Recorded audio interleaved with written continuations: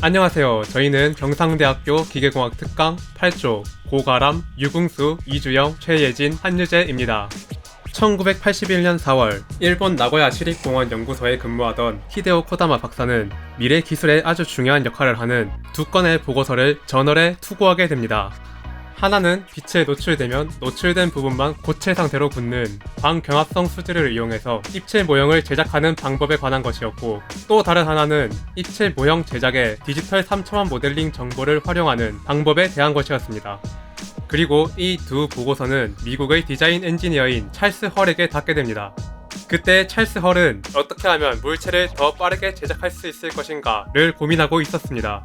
그 당시에는 고체 덩어리를 다듬어 모양을 만드는 방식이 일반적이었고, 제품 하나를 만드는데 2달 넘게 걸리는 일도 다반사였기 때문이죠. 헐은 고민을 거듭하던 와중에 벽돌을 쌓아 탑을 올리는 장면까지 떠올리게 되었고, 물체를 밑동부터 얇게 쌓아 올리면 더 빨리 완성할 수 있지 않을까 하는 상상을 하게 됩니다. 그 이후 1984년 헐은 코다마 박사의 보고서를 중요한 단초로 스테레오 리소그래피를 활용한 3차원 물체 제작기구라는 이름으로 특허를 등록하기에 이르는데요. 이것이 바로 우리가 알고 있는 3D 프린팅의 시작입니다. 3D 프린팅은 재료를 층층이 쌓아 올려가며 붙여서 3D 모델링 데이터로부터 직접 3차원 형상을 출력하는 공정입니다. 설계상의 자유도가 높고 기존의 생산 방식과는 다르게 그때그때 다양한 재료로 다양한 형상을 만들 수 있어 혁신 기술로서 각광받고 있습니다. 3D 프린터에는 잉크 대신 입체 형상을 만들 수 있는 재료가 들어있습니다. 재료를 다루는 기술이 발전하면서 초기 플라스틱 수지에서부터 고무, 나일론, 세라믹, 금속까지 다양화되어서 3D 프린팅의 산업 활용도가 높아지고 있습니다. 저희는 그 중에서도 기계 공산품 재료의 대부분을 차지하며 기계 산업과 떼려야 뗄 수 없는 금속의 3D 프린팅에 대해서 여러분에게 설명해드리겠습니다.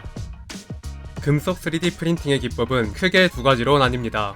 첫 번째는 PBF, Powder Bed Fusion 방식입니다. PBF는 가장 흔히 쓰이고 있는 방식으로 금속 파우더를 베드에 도포하여 레이저나 전자빔으로 가공하는 방식입니다.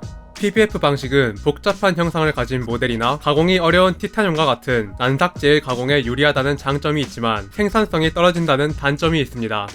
현재 많은 기업이 PBF로 분류되는 선택적 용융 방식을 위주로 금속 3D 프린터를 개발해 나가고 있습니다.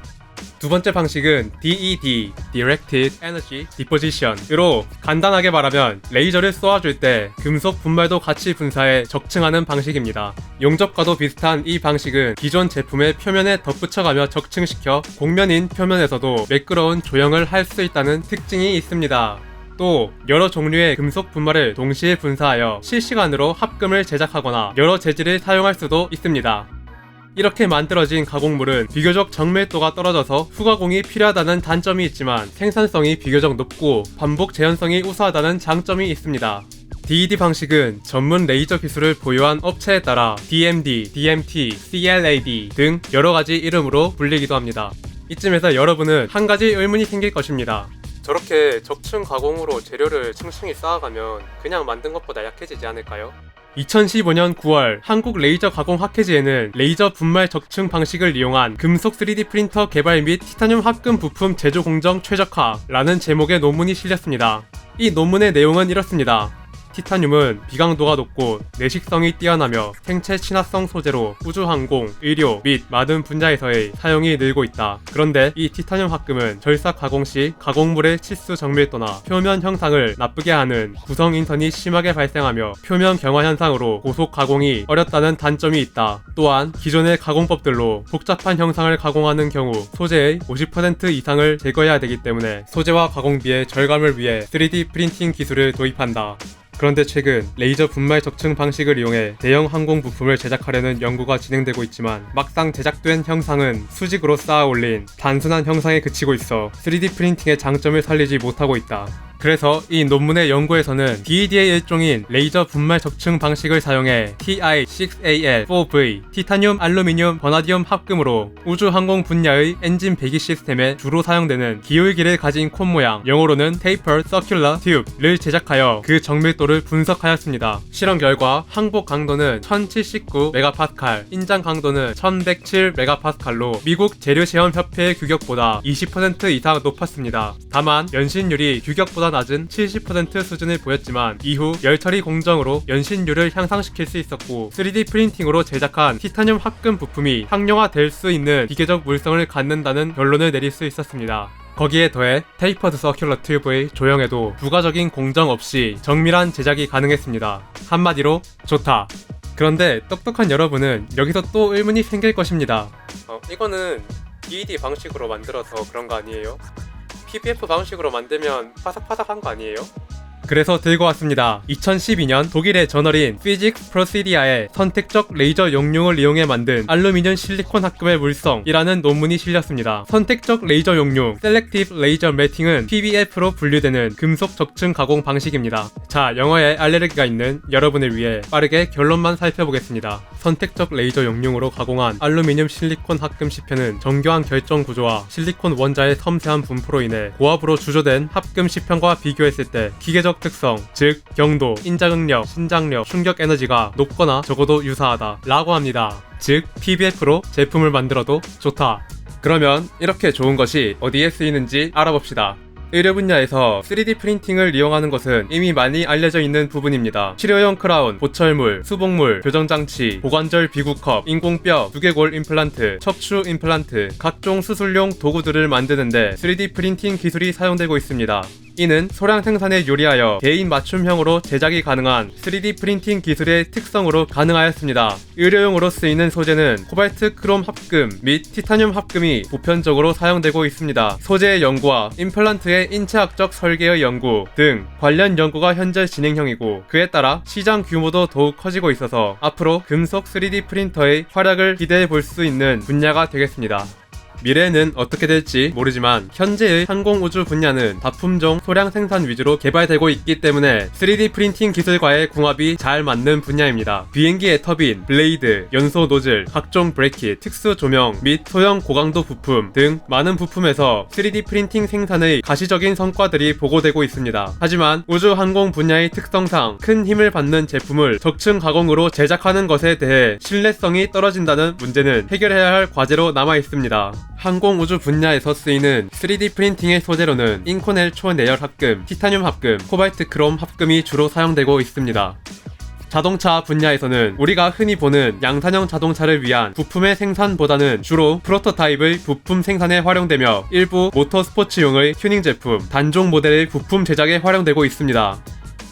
2018년 8월 미국의 국방산업협회에서 개최한 심포지움에서 3D 프린트한 헤비 듀티 디젤 엔진의 피스톤이라는 논문이 게재되었습니다. 이 논문에서는 최적화된 설계를 할 수 있는 새로운 기술, 즉 3D 프린팅으로 엔진의 비약적인 공연비 향상이 이루어졌다고 말합니다. 이러한 호재가 계속 보고되면서 금속 적층 가공을 양산형 자동차에도 적용할 수 있을 것이라고 전망하고 있습니다.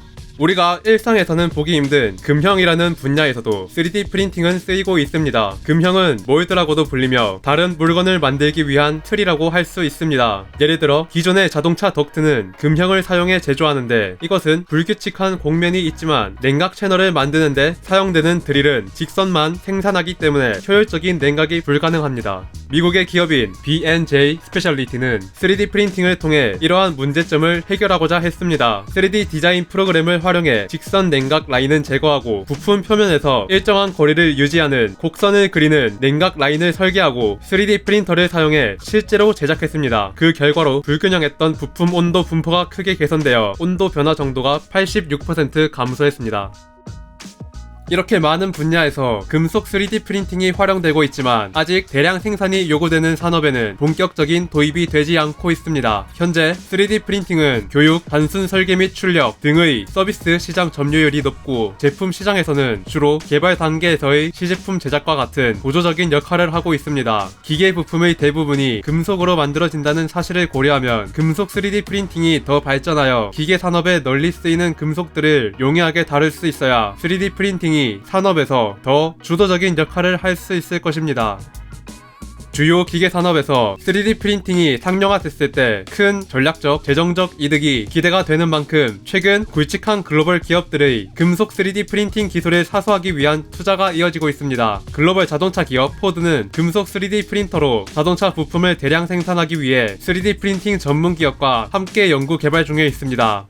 제너럴 일렉트릭은 여러 3D 프린팅 기업들을 인수하여 적층 제조 기술에 집중한 GE Additive 사업부를 출범시키는 등 금속 3D 프린팅에 아낌없이 투자하고 있고, 현재 GE 항공기 제트 엔진의 약 35%를 금속 3D 프린팅 기술로 제작하고 있습니다. 또한 2018년에는 포드, 구글, GE, BMW 등이 금속 3D 프린팅 스타트업 데스크탑 메탈에 전체 투자금 규모 2,969억 원에 달하는 금액을 투자했습니다. 미국 매사추세츠 공과대학이 발행하는 기술 전문지 MIT 테크놀로지 리뷰는 금속 3D 프린팅을 2018년 10대 혁신 기술로 선정했으며, 최근 4년간 금속 3D 프린터 시장 성장률이 전체 3D 프린터 시장 성장률을 훌쩍 넘어섰습니다. 향후 10년간 금속 3D 프린팅 시장은 계속해서 성장할 것으로 추산되고, 앞으로 금속 3D 프린팅 기술은 기계 산업에 새로운 바람을 일으킬 것입니다. 지금까지 시청해주셔서 감사합니다. 저희는 경상대학교 기계공학 특강 8조이고 지금부터 후기.